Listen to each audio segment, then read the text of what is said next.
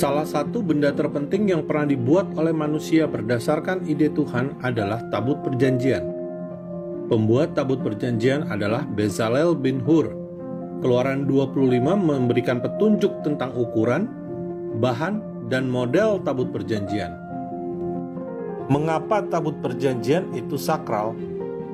Tuhan berbicara kepada Nabi Musa di dalam Keluaran 25 ayat 22. Dan di sanalah aku akan bertemu dengan engkau, dan dari atas tutup pendamaian itu, dari antara kedua kerub yang di atas tabut hukum itu, aku akan berbicara dengan engkau tentang segala sesuatu yang akan kuperintahkan kepadamu untuk disampaikan kepada orang Israel. Kemuliaan Tuhan senantiasa hadir saat ada Tabut Perjanjian. Selama 40 tahun di gurun, Tabut Perjanjian selalu berjalan di depan bangsa Israel. Saat Tabut Perjanjian berhenti, maka di situ pula bangsa Israel berhenti. Saat bangsa Israel menyeberang sungai Yordan, Tabut Perjanjian berjalan di depan seluruh bangsa. Mujizat terjadi. Arus sungai Yordan terbelah dua, menjadi tanah kering yang mudah dilewati bangsa Israel. Tabut Perjanjian bukan cuma tempat kemuliaan Tuhan bersemayam. Tabut Perjanjian pun membuktikan kuasa Tuhan.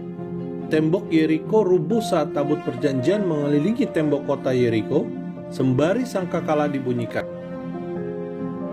Tabut Perjanjian pernah direbut oleh Filistin dan ditaruh di samping patung Dagon, dewa kekejian Filistin. Tabut Perjanjian yang dipenuhi kemuliaan Tuhan Israel tidak bisa berada bersamaan dengan dewa-dewa, sehingga patung Dagon tumbang, kepala dan dua tangan Dagon terpenggal. Penyakit borok menimpa Filistin akibat merampas Tabut Perjanjian. Tabut Perjanjian berada di Silo selama 369 tahun sebelum Raja Daud memindahkan Tabut Perjanjian ke kota Daud atau Yerusalem.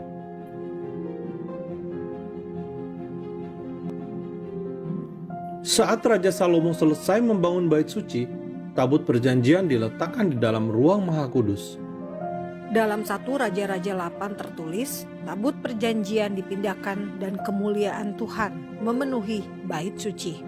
Ketika imam-imam keluar dari tempat kudus, datanglah awan memenuhi rumah Tuhan, sehingga imam-imam tidak tahan berdiri untuk menyelenggarakan kebaktian oleh karena awan itu, sebab kemuliaan Tuhan memenuhi rumah Tuhan.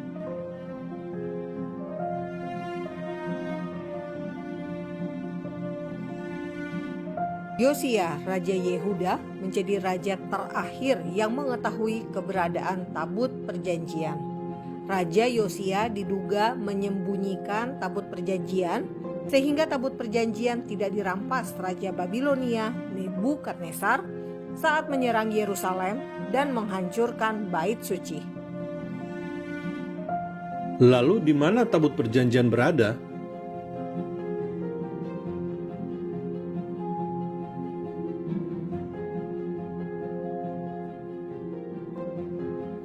Fakta Israel bertanya kepada Profesor Harry Moskoff, seorang rabi, wartawan pemburu bukti arkeologi Tabut Perjanjian, dan penulis buku yang tinggal di Israel. The first one is that the Ark of the Covenant today is actually under the Temple Mount, where it's been for over 2,700 years. And it's about 4 to 5 floors, 10 to 15 meters beneath the present-day surface, not where the Dome of the Rock is, I may add, according to this theory, but actually a little bit further to the southwest of that point, a little bit closer to the Western Wall, in other words. So this is based on, of course, Jewish sources, biblical sources, the Torah, the Talmud, the Midrash, mystical writings, Jewish mystical writings, and our sages throughout all the centuries. Of course, there are different opinions. Historically, King Hosea, and you can see that in Chronicles 2, that King Hosea, one of the kings of the Judean kings that was there in the First Temple period, one of King Solomon's descendants. So he actually was the one who hid the Ark of the Covenant beneath the Temple Mount about 37 years before the destruction of the first temple, which I believe was in 584 BCE. So I believe the priests of my own ancestors brought the Ark of the Covenant down through the maze, as Maimonides says in his grand work about the Beis Hamikdash, about the temple, that there's a whole bunch of levels of winding caverns beneath the Temple Mount, and he hid the Ark of the Covenant in one of those chambers. Of course, in that same chamber where the Ark of the Covenant is also the staff of Aaron Cohen, of Aaron the high priest, the staff that he held, and a jar of manna, the manna that the Israelites ate in the desert for 40 years, and a couple other precious items over there. Also the anointing oil for the Messiah, etc. All of those things are underneath the Temple Mount. So historically it was King Hosea that actually put the ark down there, and where it still is today for over 2,700 years. And that's exactly what draws the presence, the divine presence, the godly presence to that area, to the Temple Mount, to the Western Wall, etc. Profesor Harry Moskoff yakin Tabut Perjanjian bukan berada di Gereja Maria dari Sion di Aksum, Ethiopia.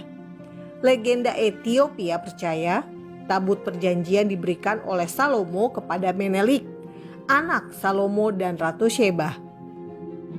Profesor Edward Ullendorf, ahli Ethiopia dari SOAS Universitas London, mengaku melihat replika Tabut Perjanjian di Ethiopia.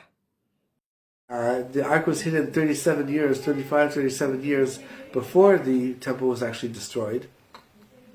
And at that point there wasn't even really a threat. But when Nebuchadnezzar actually destroyed the temple, he found that the Holy of Holies, that chamber, was actually empty. So he wasn't able to take anything into Babylonia, where he was the king. It says that he took all the other temple vessels. He took the menorah, the candelabra, incense altar, and 93 other smaller kelim vessels. But the Ark of the Covenant itself isn't listed under all of the. There was a list of all of the different vessels that were taken into exile, and the Ark of the Covenant, of course, isn't on that list. And then again, 70 years later, when the Jews came back with Ezra and Nehemiah, the prophet Nehemiah, to rebuild the second temple in Jerusalem.